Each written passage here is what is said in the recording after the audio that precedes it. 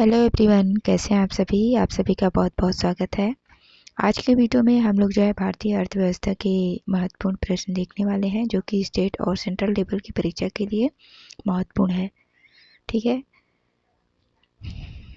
तो वीडियो को शुरू से लेकर लास्ट तक ज़रूर देखिएगा। और यदि आप लोगों को लगता है कि ये मेरा छोटा सा प्रयास आप लोगों के एग्जाम में कुछ हेल्प कर सकता है, तो वीडियो को अपने दोस्तों के साथ और लाइक ज़रूर करिए। और जो पहली बार इस चैनल पर आए हैं तो चैनल को सब्सक्राइब ज़रूर करिए। ठीक है, चलिए स्टार्ट करते हैं आज का पहला क्वेश्चन। आज का पहला क्वेश्चन है, एक नवरत्न कंपनी एक परियोजना में स्वतंत्र रूप से कितनी धनराशि का निवेश कर सकती है। ठीक है, क्वेश्चन एक बार और रिपीट कर देती हूँ। एक नवरत्न कंपनी एक परियोजना में स्वतंत्र रूप से कितनी धनराशि का निवेश कर सकती है। ऑप्शन ए है 15,000 करोड़ रुपए, बी है 10,000 करोड़ रुपए, सी है 5,000 करोड़ रुपए और ऑप्शन डी है 1,000 करोड़ रुपए। तो सही आंसर क्या हो जाएगा? एक नवरत्न कंपनी जो है एक परियोजना में स्वतंत्र रूप से कितने रुपए की धनराशि जो है निवेश कर सकती है, तो ऑप्शन नंबर डी 1,000 करोड़ रुपए का। ठीक है, ऑप्शन नंबर डी इस क्वेश्चन का सही आंसर हो जाएगा, 1,000 करोड़ रुपए। देखते हैं अगला क्वेश्चन। क्वेश्चन नंबर 2 है, भारत में उद्यमी हेल्पलाइन किसके लिए स्थापित की गई है। ऑप्शन ए है बड़े पूंजी उद्योगों के लिए, बी सूक्ष्म छोटे और मध्यम आकार के उद्यमों के लिए, सी महिला उद्यमियों के लिए, डी है अनुसूचित जाति और अनुसूचित जनजाति के उद्यमियों के लिए। तो सही आंसर क्या हो जाएगा? भारत में उद्यमी हेल्पलाइन किसके लिए स्थापित किया गया है, तो सूक्ष्म छोटे और मध्यम आकार के उद्यमों के लिए। ठीक है, ऑप्शन नंबर बी इस क्वेश्चन का सही आंसर हो जाएगा। भारत में जो उद्यमी हेल्पलाइन स्थापित किया गया है वो जो है सूक्ष्म छोटे और मध्यम आकार के उद्यमों के हेल्प के लिए क्या किया है, स्थापित किया गया है। ठीक है, ऑप्शन नंबर बी इस क्वेश्चन का सही आंसर हो जाएगा। देखते हैं अगला क्वेश्चन। क्वेश्चन नंबर 3 है, इनमें से कौन महारत्न वर्ग की इकाई नहीं है। इनमें से कौन महारत्न वर्ग की इकाई नहीं है। ऑप्शन ए है GAIL Gas Authority of India Limited, B है कोल इंडिया लिमिटेड भारतीय कोयला उद्योग लिमिटेड, सी है SAIL steel authority of India limited या फिर डी है एयरपोर्ट अथॉरिटी ऑफ इंडिया भारतीय वायुयान प्राधिकरण। तो आप लोगों को बताना है कि इन चारों में से कौन सा जो है महारत्न वर्ग की इकाई नहीं है। ठीक है, क्या बताना है? जो महारत्न वर्ग की इकाई नहीं है। ठीक है, तो इस क्वेश्चन का जो सही आंसर हो जाएगा ऑप्शन नंबर डी हो जाएगा, एयरपोर्ट अथॉरिटी ऑफ इंडिया भारतीय वायुयान प्राधिकरण। ये जो है महारत्न वर्ग की इकाई नहीं है। ठीक है, ऑप्शन नंबर डी इस क्वेश्चन का सही आंसर हो जाएगा। देखते हैं अगला क्वेश्चन। क्वेश्चन नंबर 4 है, निम्नलिखित में से किस उद्योग के लिए भारत सरकार की औद्योगिक नीति के अनुसार औद्योगिक लाइसेंस की आवश्यकता है। भारत सरकार की औद्योगिक नीति के अनुसार औद्योगिक लाइसेंस की आवश्यकता किस उद्योग के लिए पड़ता है। ऑप्शन ए है सड़क और राजमार्ग, बी है थर्मल पावर, सी औद्योगिक विस्फोट और डी है इलेक्ट्रॉनिक प्रणाली, डी इन और विनिर्माण। सही आंसर क्या हो जाएगा? किसके लिए इनमें से जो है औद्योगिक लाइसेंस की आवश्यकता होती है, तो औद्योगिक विस्फोट के लिए। ठीक है, ऑप्शन नंबर सी इस क्वेश्चन का सही आंसर हो जाएगा। ठीक, ऑप्शन नंबर सी औद्योगिक विस्फोट के लिए जो है सरकार की औद्योगिक नीति के अनुसार जो है औद्योगिक लाइसेंस की आवश्यकता पड़ेगी। ठीक है, ऑप्शन नंबर सी इस क्वेश्चन का सही आंसर होगा। देखते हैं अगला क्वेश्चन।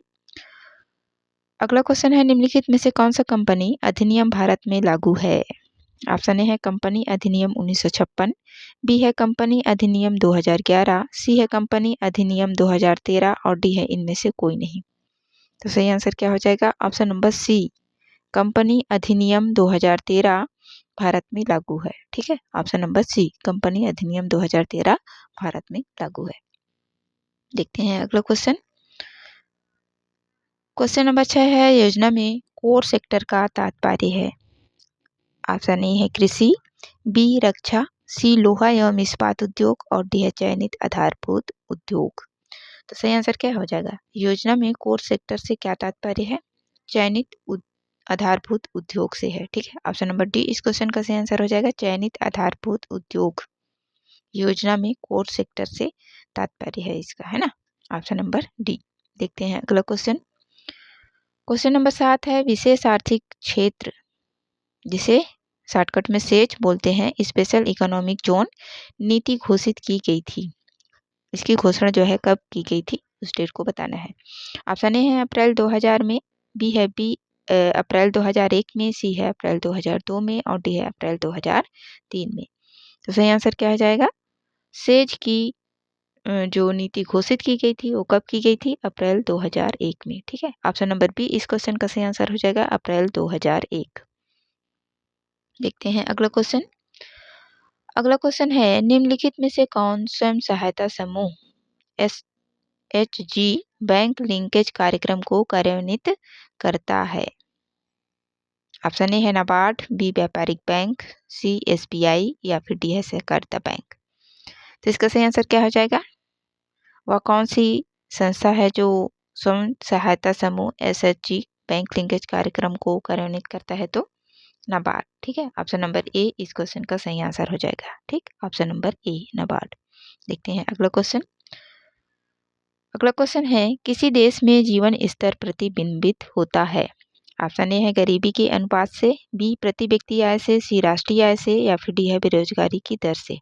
तो किसी देश का जो जीवन स्तर का मूल्यांकन किया जाता है वो किसके आधार पर किया जाता है? प्रति व्यक्ति आय से। ठीक है, ऑप्शन नंबर बी इस क्वेश्चन का सही आंसर हो जाएगा, प्रति व्यक्ति आय। ठीक, देखते हैं अगला क्वेश्चन।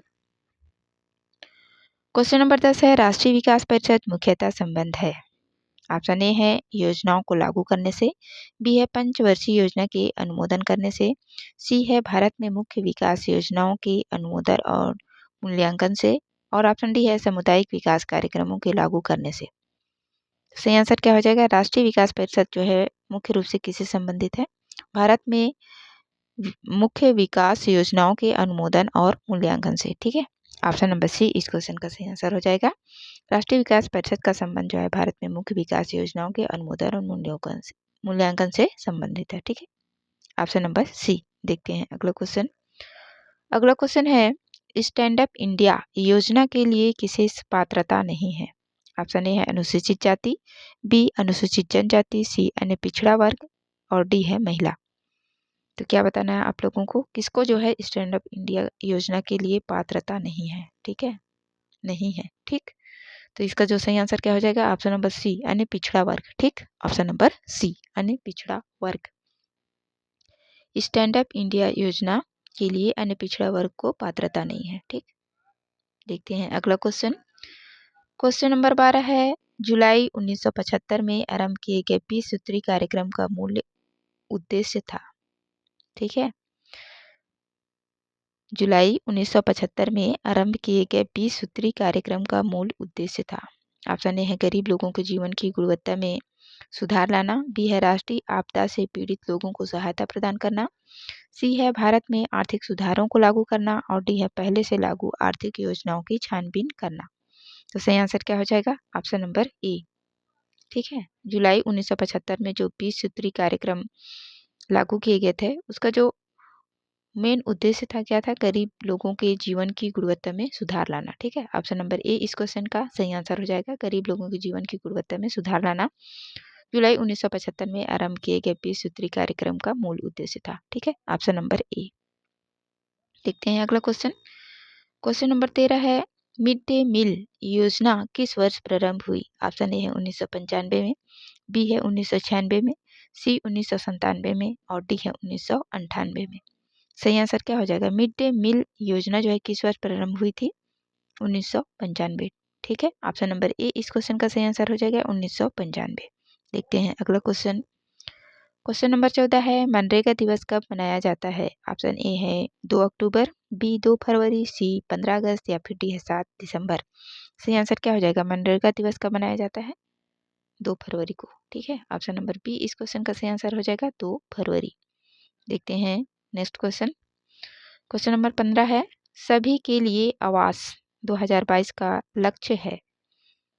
एक नंबर पे दिया है शहरी क्षेत्र, दूसरे पे है ग्रामीण क्षेत्र और आपके ऑप्शन है सिर्फ एक, बी है सिर्फ 2, सी 1 और 2 दोनों और डी है इनमें से कोई नहीं।